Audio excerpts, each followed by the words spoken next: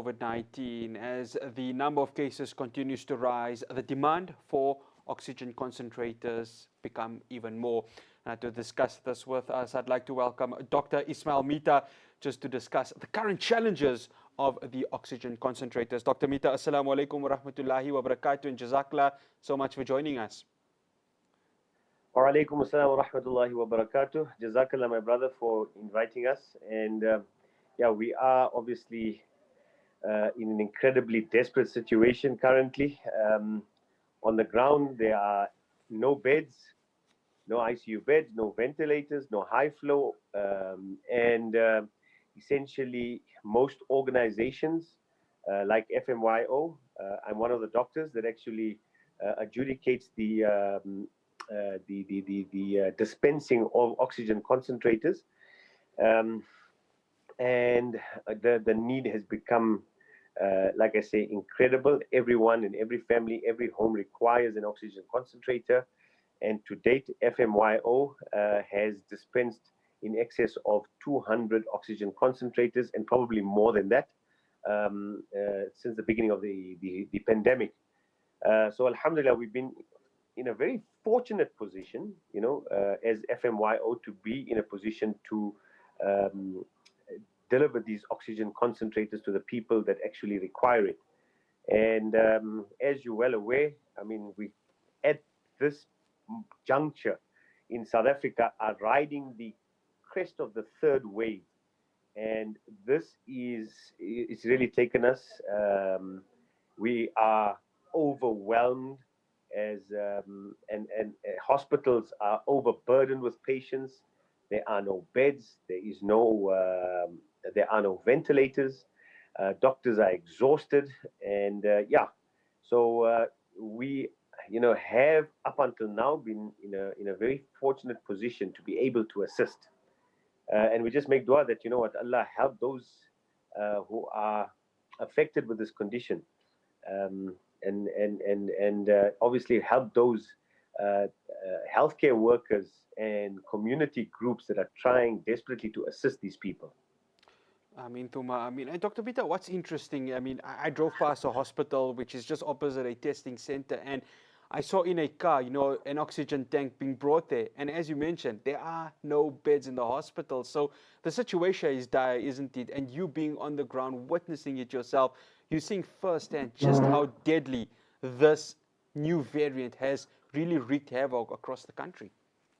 Yeah, it was last week Tuesday. I was leaving the hospital 7 o'clock in the evening, and there were cars outside the casualty, and people sitting in their cars being treated, with nurses going from car to car to see, okay, how we can triage and sort out these patients. People waiting for beds, people wanting oxygen, people wanting, some kind of medical treatment and advice. So, the situation is desperate. I don't think we ever imagined the situation to be this serious. I think at the start of the pandemic, our first wave was pretty mild. The second wave was significant, and it came, but it swept us off our feet. We were again caught unexpected, and the second wave was intense, but nothing as intense as the third wave proving out to be. Dr. Mitha, one final question. Earlier on, I had Dr. Sanet Aspinall, a virologist. She's an advisor to Nemulaxua, wanting, of course, to bring the Sinovac vaccine right here to South Africa after its approval. Again, Dr. Mitha, your advice, especially to our Muslim people right now, what do they need to do just to make sure that this does not get out of control? I think that, I think there's, in my waiting room this afternoon, I was chatting with a Molana who was concerned about the safety of vaccines and whether we should take it or not. And, people are still quite reluctant. So obviously, as a country, we've been very slow to roll out the vaccines.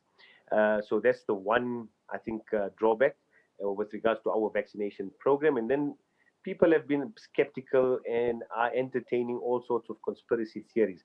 My advice is, guys, the best. Don't ask me whether Pfizer, Johnson and Johnson, or Sinopharm. At the end of the day, the best vaccine is the vaccine in your arm. So, in as far as I'm concerned, I've been involved in vaccines. I've been involved in vaccine clinical trial work from 1997, 98. And I always tell all my patients, guys, you know what? Do you remember chicken pox? Do you remember how many patients we used to see when we started practice? My nurses, I was addressing a group of nurses and I was telling them, guys, do you even recall how many patients we used to see with chicken pox? Today, do we see chicken pox? We hardly ever see it. Polio, do you remember people walking in with calipers? Those were polio sufferers. Today, do we see them? No. So obviously, these are the results of successful vaccination programs. So, guys, the best advice I can give you is obviously take heed. If you are eligible for a vaccine, go for the vaccine. Vaccination is probably our only way of actually getting to a point of developing herd immunity and actually overcoming the burden of this disease. So, and I see the highlight there. The demand for oxygen concentrators becomes higher. So as I said, I'm part of this organization, FMYO, and Alhamdulillah, we've been very fortunate to be dispensing and providing the oxygen concentrators to many homes across South Africa. So, it's not only been in the Johannesburg area, it's been across the country. So FMIO have got associations and partnerships and people on the ground throughout the country, and we've dispensed relief in the way of oxygen concentrators to many families and individuals who've suffered with this COVID virus. Dr. ISMAIL Mitha, I would like to say Jazakallah to you. Please keep up the good work. We appreciate you as a healthcare worker and so many others in helping us fight this deadly virus. Jazakallah so much. Jazakallah. Thanks a lot, man. And we make dua that Allah keep us all safe, inshallah. It is an incredibly tough time. Stay indoors, and observe all the basic principles. Wash your hands, with regards to obviously the best advice is obviously, wear a mask, wash your hands, and obviously social distance. So guys, the next 2 weeks are crucial. We're right in the crest of that third wave. So we need to I say lock yourself up if you have to for the next 2 weeks. We need to somehow or the other alleviate the burden on the hospitals currently. Jazakallah. Thanks a lot. No, it's an absolute pleasure. Dr. ISMAIL Mitha just giving us an update with regards to oxygen concentrators and the work being done on the field. And as you can see, he was right now busy doing the work, the great work that these healthcare workers are doing. So may Allah continue to grant him the ability to continue to do that. Well, coming up after the break, it will be our market updates. Do stay tuned.